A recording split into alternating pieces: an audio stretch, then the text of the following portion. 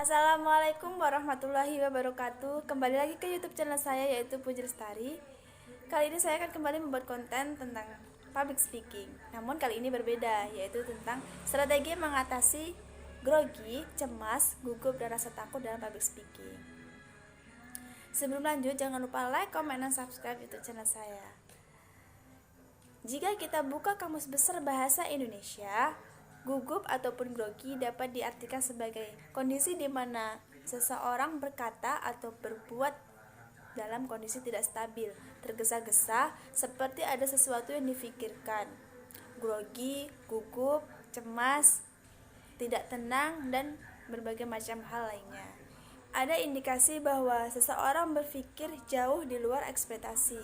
Artinya, ketika kita akan berbicara dengan khalayak ramai, kita akan terkondisikan dengan suasana yang membuat kita berpikir lebih jauh. Maka pada kondisi inilah kita dituntut untuk lebih rileks, dan ada kondisi di mana terjadi argumentasi antara kita dengan audiens dengan lebih lentur, tetapi itu justru rusak hanya gara-gara kekhawatiran dan ketakutan yang kita buat sendiri. Ada dua alasan kenapa seseorang grogi dalam berbicara. Yang pertama, karena tidak menguasai materi. Artinya, ketika seseorang berbicara terbiasa menghafal atau membaca, sehingga dia tidak tahu mesti memulai dari mana. Atau ketika dalam berbicara, dia terbiasa diatur kondisi dari A sampai Z. Tidak dibolehkan, dan yang paling tidak dibolehkan yang mesti digarisbawahi dalam konteks public speaking adalah ketika dalam berbicara seorang public speaker tidak diboleh dan yang paling tidak dibolehkan dan yang paling tidak dibolehkan yang mesti digarisbawahi dalam konteks public speaking adalah ketika dalam berbicara, seorang public speaker tidak boleh diatur oleh konteks apapun atau siapapun. Biasa bebas mau berbicara apapun bebas. Dan ada kondisi di mana terjadi argumentasi antara kita dengan audiens. Dengan lebih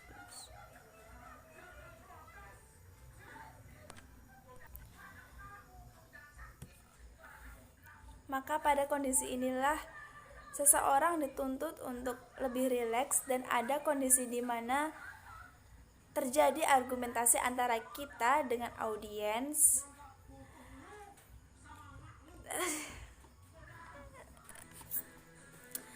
Maka pada kondisi inilah kita dituntut untuk rileks, dan ada kondisi di mana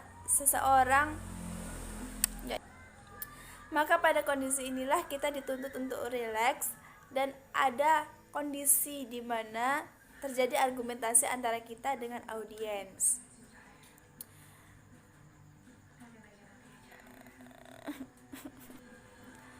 Maka pada kondisi inilah kita dituntut untuk lebih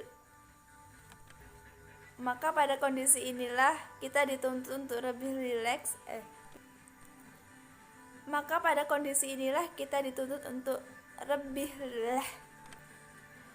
Maka pada kondisi inilah kita dituntut untuk lebih rileks, dan ada kondisi di mana terjadi argumentasi antara kita dengan audiens dengan lebih lentur, tetapi itu justru rusak hanya gara-gara kekhawatiran dan ketakutan yang kita buat sendiri. Ada dua alasan kenapa seseorang itu gugup dalam berbicara. Ya. Ada dua alasan kenapa seseorang itu gugup. Yang pertama, ketika berbicara terbiasa menghafal atau membaca, sehingga dia tidak tahu mesti dimulai dari mana.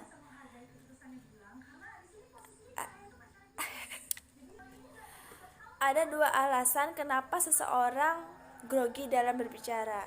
Yang pertama, karena tidak menguasai materi.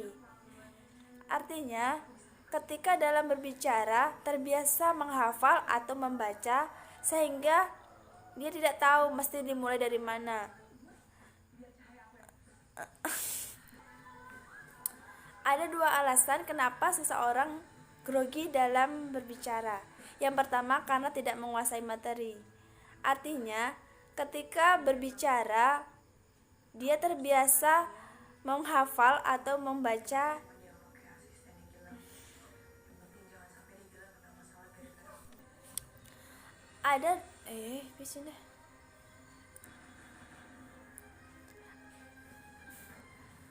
Ada dua alasan kenapa seseorang grogi dalam berbicara. Yang pertama, karena tidak menguasai materi. Artinya, seseorang dalam berbicara terbiasa menghafal atau membaca sehingga dia tidak tahu mesti mulai dari mana. Atau ketika berbicara, dia terbiasa diatur misalnya dari A sampai Z. Ada dua kondisi di mana seseorang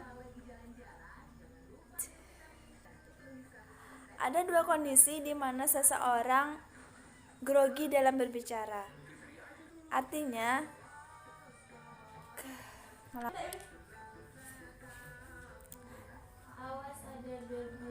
ada dua alasan kenapa seseorang grogi dalam berbicara. Yang pertama, karena tidak menguasai materi. Artinya, ketika seseorang berbicara terbiasa menghafal atau membaca sehingga dia tidak tahu mesti mulai dari mana. Atau dalam berbicara terbiasa diatur kondisinya, seperti memulai dari A atau sampai Z. Salah. Ada dua alasan kenapa seseorang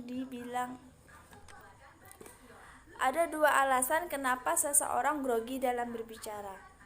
Yang pertama, karena tidak menguasai materi. Artinya, ketika seseorang berbicara terbiasa menghafal atau membaca sehingga lebih rileks, lebih menyenangkan, dan yang paling penting kehadiran kita ditunggu oleh semua orang. Yang kita lakukan dengan yang orang lain lakukan itu berbeda. Biasanya orang menggunakan salam, puji-pujian, ataupun terima kasih. Hal tersebut bukan berarti tidak boleh dilakukan. Kita bisa menggunakannya dengan menarik ke bagian yang lain, sehingga dalam kondisi di mana psikologi audiens ingin tahu, wah, apa ya dalam video tersebut, apa isinya. Yang kedua yaitu disebabkan karena jam terbang. Orang yang terbiasa akan biasa, dan orang yang semakin sering berbicara semakin tahu titik persoalannya dan tahu bagaimana cara menghadapinya. Tetapi orang yang baru pertama kali atau beberapa kali, pasti ketakutan itu akan muncul. Jam terbang akan lebih membuat kita jauh lebih baik. Selanjutnya yaitu menguasai situasi atau keadaan. Maka wajib bagi public speaking atau public speaker untuk hadir lebih awal daripada audiens, untuk memastikan peralatan, memastikan kondisi, memastikan keadaan ruangan, bahkan mungkin ruangannya harus lebih besar, dan memastikan suara kita sejauh mana, apakah terdengar dengan audiens ataupun tidak jelas didengar oleh. Kesalahan banyak orang ketika akan berbicara, dia datang seolah-olah dia itu tamu, datang di akhir, sehingga dia tidak tahu mau berbuat apa yang akan dia bicarakan, apa yang akan dia lakukan, apa yang akan dia sampaikan. Hal tersebut akan sangat merugikan diri sendiri dan juga orang lain yang mendengarkan.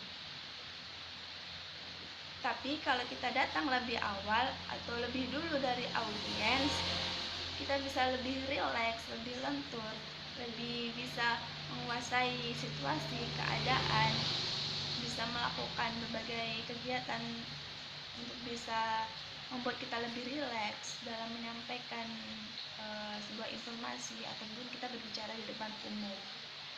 Pengalaman setiap public speaker itu tidak sama.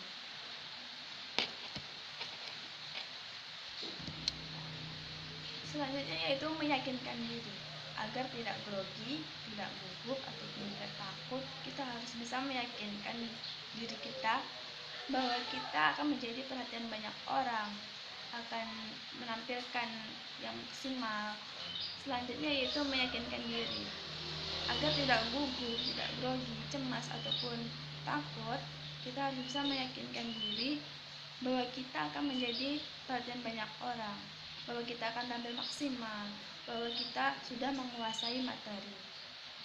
Tapi hati-hati, hal tersebut bahkan bisa merusak karena kita merasa mampu untuk tampil maksimal, untuk tampil prima, tampil luar biasa.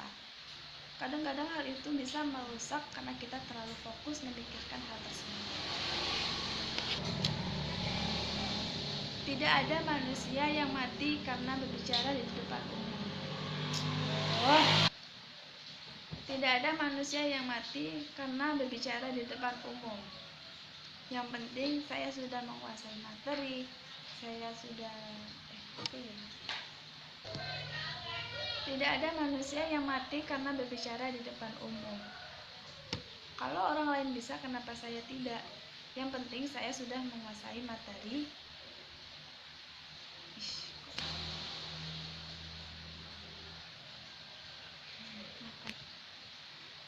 Tidak ada satupun manusia yang mati ketika berbicara di depan umum. Kalau orang lain bisa, kenapa saya tidak? Yang penting materi sudah saya kuasai, latihan demi latihan sudah saya lakukan. Kemudian tarik nafas panjang dan yakin. Kemudian tarik nafas panjang. Yakinkan diri bahwa kita sudah siap untuk tampil di segala kondisi. Bahwa di dunia ini tidak ada manusia yang sempurna. Kesalahan pasti akan terjadi. Kemudian tarik nafas panjang, lakukan berkali-kali. Yakinkan diri bahwa kita sudah siap untuk tampil di segala kondisi. Manusia tidak ada yang sempurna. Kesalahan bisa saja terjadi. Lebih jauh, banyak public speaker yang mengindikasikan bahwa merelaksasikan tubuh itu penting untuk melenturkan rongga-rongga dalam tubuh kita.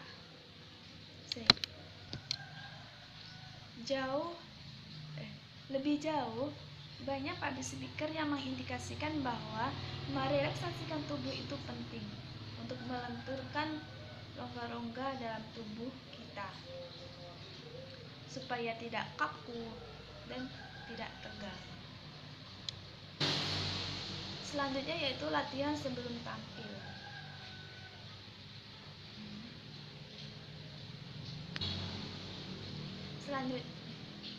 Selanjutnya yaitu lakukan latihan sebelum tampil.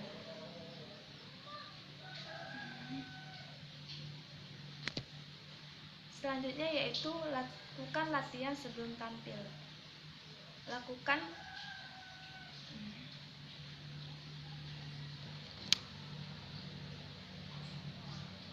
Itu mengenali dan memahami audiens. Setiap audiens itu berbeda-beda. Makanya selanjutnya itu mengenali dan memahami audiens. Setiap audiens itu berbeda-beda. Makanya kita harus tahu bagaimana caranya kita berperilaku ataupun beretika di depan audiens. Kalau audiensnya itu anak-anak atau berumur batasan tertentu, bisa seenaknya kita, karena kita sudah mengenali atau memahami audiens itu. Terus selanjutnya yaitu memanfaatkan alat bantu. Alat bantu sederhana yaitu seperti InFocus ataupun PowerPoint.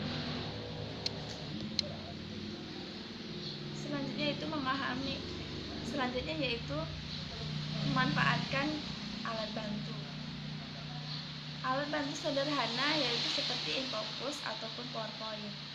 Bikin menarik dan selentur kita ataupun sebisa kita supaya kita lebih mudah untuk menyampaikan poin demi poin materi yang akan kita sampaikan kepada audiens. Selanjutnya yaitu memanfaatkan alat bantu. Alat bantu sederhana yaitu seperti InFocus ataupun PowerPoint. Bikin menarik dan selentur yang kita bisa supaya memudahkan audiens untuk memahami materi yang kita sampaikan. Tapi kita tidak boleh terfokus dengan alat bantu tersebut. Senyuman dan tatapan itu untuk audiens. Alat bantu itu untuk mempermudahkan ketika kita lupa dengan materi yang akan kita sampaikan.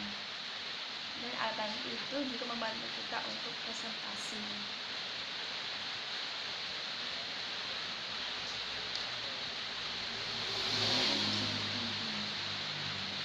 Pengalaman pikiran positif dari audiens kita orang baik, tapi ketika kita datang untuk ada semua akan lebih muncul audiens.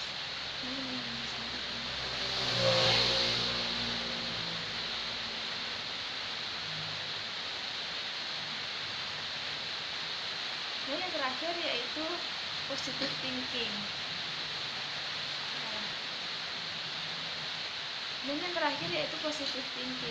Menanamkan nilai-nilai positif kepada audiens. Ketika kita datang lebih awal, lebih dulu dari audiens, kita bisa lebih rileks dan lebih lentur dalam menyampaikan materi yang akan kita sampaikan kepada audiens. Namun yang harus kita yakini yaitu meski jam terbang kita luar biasa, pasti rasa takut, grogi, gugup itu pasti ada. Meskipun seluar biasa kayak kita pasti ada. Tapi orang yang sudah terbiasa tersebut bisa mengetahui atau bisa mengatasi strategi apa untuk mengatasi persoalan tersebut. Baiklah, itu yang dapat saya sampaikan. Mohon maaf kalau ada kesalahan. Saya akhiri dengan Assalamualaikum warahmatullahi wabarakatuh.